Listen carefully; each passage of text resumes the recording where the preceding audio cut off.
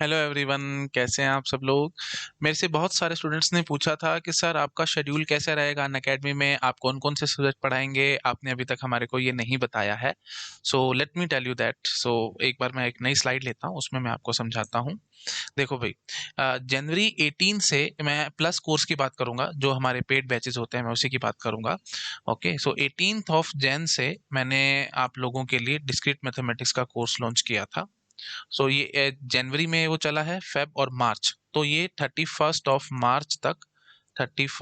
मार्च तक ये मैं पूरा कंप्लीट कराऊंगा। Discrete mathematics will be completed. और शायद मैंने आप लोगों को काफी बारी बताया है, discrete mathematics is the base of computer science. पूरा का पूरा कंप्यूटर साइंस का ये बेस है। अगर जिसको डिस्क्रीट मैथमेटिक्स आ गया, समझ लो उसकी गेट की लगभग 50% तैयारी हो चुकी है। ऐसा क्यों होता है? क्योंकि जिसने भी एक बार डिस्क्रीट मैथमेटिक्स पूरा मेरे से पढ़ लिया, तो ये लगा लो, जितने भी क्वेश्चंस आपको गेट एग्जाम में नजर आते हैं, उसमें से काफी सारे क्वेश्चंस रिलेटेड होते हैं हाउ मैनी से। जैसे आपसे पूछा जाएगा how many conflict serializable schedules are present and so on. अब आपने डीबीएमएस तो पढ़ लिया, ट्रांजैक्शंस पढ़ ली, शेड्यूल्स पढ़ लिए, लेकिन क्वेश्चन नजर आएगा हाउ मेनी। तो ये एक्चुअली लग रहा है क्वेश्चन की डीबीएमएस का है, इस पे स्टैंप तो डीबीएमएस के लगी हुई है क्योंकि कॉन्फ्लिक्ट सीरियलाइजेबल शेड्यूल्स की बात करी गई है। बट एक्चुअली ये निकला है किसका? डिस्क्रीट मैथमेटिक्स का। कौन से टॉपिक का? कॉम्बिनेटोरिक्स का। ठीक है, तो बहुत सारे क्वेश्चंस आपको नजर आते हैं हाउ मेनी वाले, वो सारे के सारे क्वेश्चन कॉम्बिनेटोरिक्स से लिंक होते हैं। अब आपने पूरा का पूरा कंप्यूटर नेटवर्क्स पढ़ लिया, बट उसमें जो क्वेश्चन देखेंगे तो वो क्वेश्चन नजर आएगा आपको कि there are n stations in the network, what is the probability that they are sending the data and collision will not take place and so on. इस तरीके के क्वेश्चन। तो ये सारे के सारे डायरेक्टली इनडायरेक्टली डिस्क्रीट मैथमेटिक्स से solve होंगे। ओके, तो इसलिए मैं कहता हूँ ये पूरा बेस है कंप्यूटर साइंस का। इसके बिना अगर आपने कोई भी सब्जेक्ट पढ़ा है, तो वो पढ़ा ना पढ़ा उसका कोई फायदा नहीं होगा, क्योंकि आप बेसिक बेसिक तो क्वेश्चन कर जाओगे, बट जब भी कोई डीप का क्वेश्चन आएगा वो आपसे सॉल्व नहीं होगा। तो दो सब्जेक्ट्स, और पर्टिकुलरली डिस्क्रीट मैथमेटिक्स में भी दो टॉपिक्स हैं जो बहुत ज्यादा इंपॉर्टेंट है। The very first is logic and second is combinatorics. जिसने भी ये दो टॉपिक्स कंप्लीट कर लिए, समझ लो उसके काफी हद तक कंसेप्ट क्लियर हैं। उसके बाद तो सिर्फ आपको सब्जेक्ट्स पढ़ने हैं और उनके बेसिक बेसिक चीजें देखनी है। जैसे डीबीएमएस पढ़ लिया आपने, ओएस पढ़ लिया, बेसिक बेसिक चीजें पढ़ो, क्वेश्चंस आपसे सॉल्व होंगे। सो जो सबसे बड़ी प्रॉब्लम स्टूडेंट्स को महसूस होती है, अभी तो नहीं, पता नहीं मुझे आप लोग अभी फेस करोगे या नहीं, लेकिन 2-3 महीने के बाद आप ये वीडियो दोबारा से देखोगे और फिर से मुझे याद करोगे कि अमित सर ने कोई ना कोई एक बड़ी ब्यूटीफुल बात बोली थी कि सर, हमसे क्वेश्चन तो सॉल्व नहीं होते हैं, है ना, मतलब हम सब्जेक्ट तो पूरा पढ़ लेते हैं, सब कुछ हमारे को क्लियर हो जाता है, कंसेप्ट क्लियर है, लेकिन क्वेश्चन सॉल्व नहीं हो रहे सर, क्या करें। है ना, तो वो ये प्रॉब्लम यहाँ पे आके अटकती है।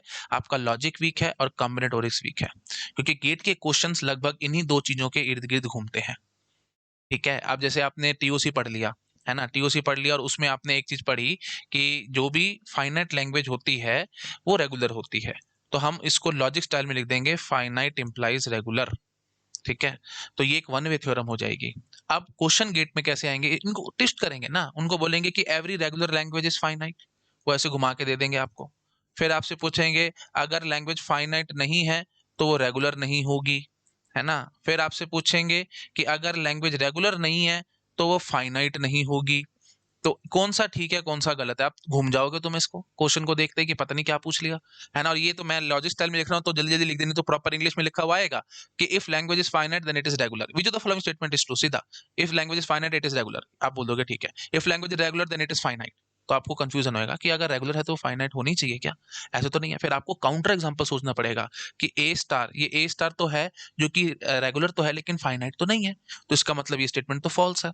तो अब अगर आपको पेपर में काउंटर एग्जांपल क्लिक करेगा तो आप आंसर कर जाओगे, नहीं तो फंस गए, है ना। तो वही बात है, काउंटर एग्जांपल ढूंढना पड़ रहा है ना। लेकिन अगर आपको लॉजिक आता है तो आप इस क्वेश्चन को बिना कुछ किए, बिना काउंटर एग्जांपल ढूंढे को सॉल्व कर जाओगे। तो डायरेक्टली डायरेक्टली क्वेश्चंस बहुत आसान हो जाएंगे अगर आपको लॉजिक आता है तो लॉजिक में पावर बहुत है भाई।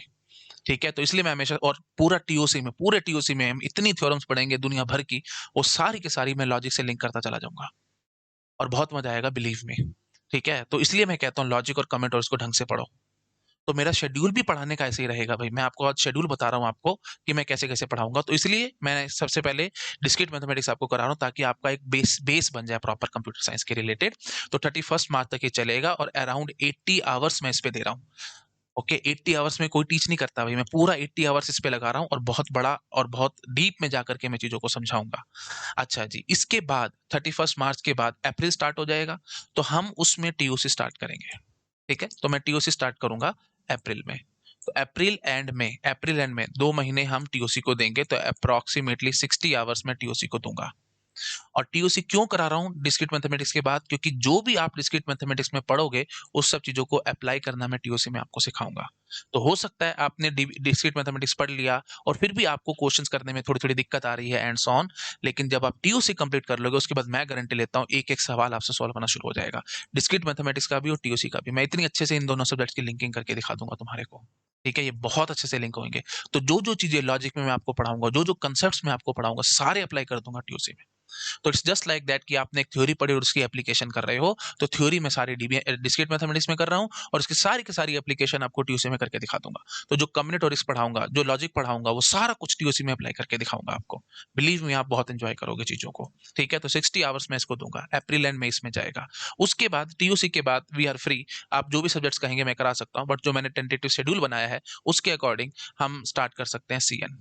ठीक है, उसके बाद मई के बाद फिर हम लोग जून, जुलाई एंड मिड ऑफ अगस्त तक हमारा ये सीएन चलेगा। ठीक है, तो ये भी अराउंड 80 आवर्स का है, बहुत बड़ा कोर्स है सीएन का भी, और इसको भी मैं बहुत इंटरेस्टिंग बनाऊंगा।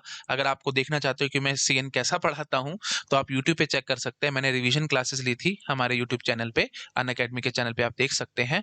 उसमें मैंने पूरा, इसको पूरा तो नहीं बट मैंने रिवीजन के तौर पे कराया था। आप मेरा टीचिंग स्टाइल और सब कुछ वहाँ पे चेक कर सकते हैं।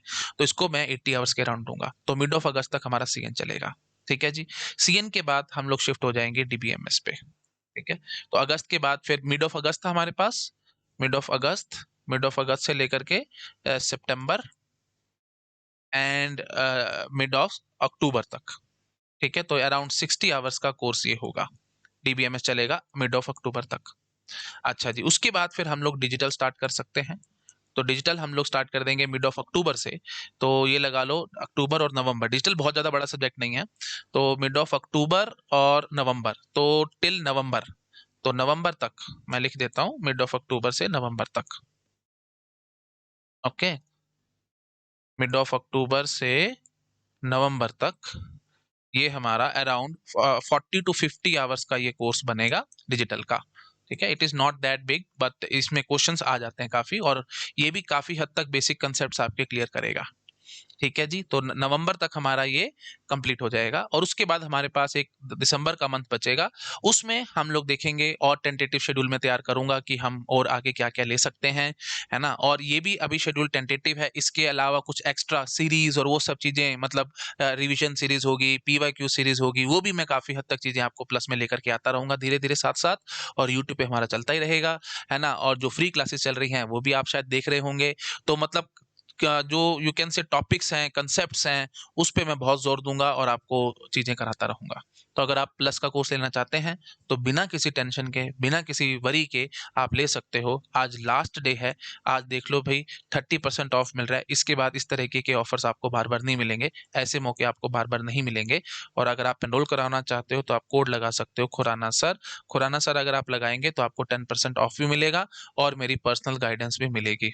ठीक है, ओके। और जो हमारा मेरा टेलीग्राम चैनल है, आप उसको एटलीस्ट सब्सक्राइब जरूर कीजिए, t.me/खुराना सर, KHURANASIR। ठीक है, खुराना सर, t.me/खुराना सर, ये मेरे टेलीग्राम चैनल का लिंक है, आप इसको जरूर सब्सक्राइब कीजिए। इस पे आपको लेटेस्ट अपडेट्स मिलते रहेंगे, जो भी मेरे कोर्सेज आ रहे हैं, जो भी सब आ रहा है। बाकी अगर आपने सब्सक्रिप्शन ले ली तो फिर तो जो भी मेरे प्लस पे कोर्सेज आएंगे, जैसे मैंने आपको टेंटेटिव शेड्यूल बताया है, इस शेड्यूल के हिसाब से हम लोग अपना काम चलाते रहेंगे और आपको नोटिफिकेशन वगैरह वो सब आती रहेंगी। उस चीज़ की आपको टेंशन लेने की जरूरत नहीं है। तो अगर आप एनरोल करवाते हो तो आपकी रैंक लाने की जिम्मेवारी मेरी है भाई। ठीक है, आपको टेंशन लेने की बिल्कुल जरूरत नहीं है। और ऑफ कोर्स बहुत टीम है हमारे पास यहाँ पे, है ना। अकेला मैं तो हूँ नहीं, और भी बहुत सारे टीचर्स हैं जो टीच करते हैं, है ना, और पूरा डीप में टीच करते हैं। तो if you want to take subscription without any kind of worry, without any kind of tension, आप आराम से लीजिए। मैंने आपको अपने पूरे साल का शेड्यूल आपको समझा दिया है। और एक्स्ट्रा कोर्सेज और जो भी कुछ टॉपिक्स की डिमांड आएगी, मैं स्टूडेंट्स की डिमांड के हिसाब से चलता हूँ भाई, एक बात ये ध्यान रखना। मैं अपने अपने डिमांड के हिसाब से नहीं चलता, इसलिए मैंने टेंटेटिव शेड्यूल बताया है। बाकी जैसे डिमांड्स आएंगी वो चलती रहेंगी, है ना। बट इस बात के लिए हम स्टिफ रहेंगे, पहले डिस्क्रीट मैथमेटिक्स पूरा कंप्लीट कराएंगे, उसके बाद टीओसी कराएंगे। उसके बाद फिर हम लोग फ्री हैं। तो यहाँ पे अगर डिमांड आएगी स्टूडेंट्स की कि सर थोड़ा-सा शेड्यूल चेंज कीजिए, सर पहले डिजिटल पढ़ाइए, तो मैं डिजिटल पढ़ा दूँगा, है ना? या पहले आप ओ ऑपरेटिंग सिस्टम चाह रहे हैं, वो पढ़ा दीजिए, तो मैं वो करा दूँगा। और मुझे इसमें कोई दिक्कत नहीं है, वो हम पॉलिंग करते रहेंगे, मैं स्टूडेंट्स के हिसाब से चलता हूँ, अपने हिसाब से मैं नहीं चलता, है ना? बट ये दोनों चीज़ें तो मेरे को अपने हिसाब से चलानी पड़ेंगी, पहले डिस्क्रीट मैथमेटिक्स उसके बाद टीओसी। ठीक है जी? चलिए आई होप सब लोगों को समझ में आ गया होगा, मेरा क्या शेड्यूल है, मैं किस तरीके से चलूँगा। अगर आप एनरोल करवाना चाहते हो तो करवा लो, लास्ट डे है आज। Thank you so much. Bye-bye.